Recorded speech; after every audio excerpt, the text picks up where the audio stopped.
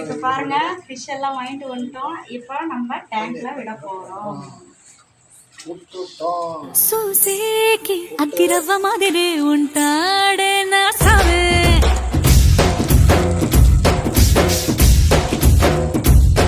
మెత్తాని పత్తి పువ్వుల మరి సంటాడే నా సావే.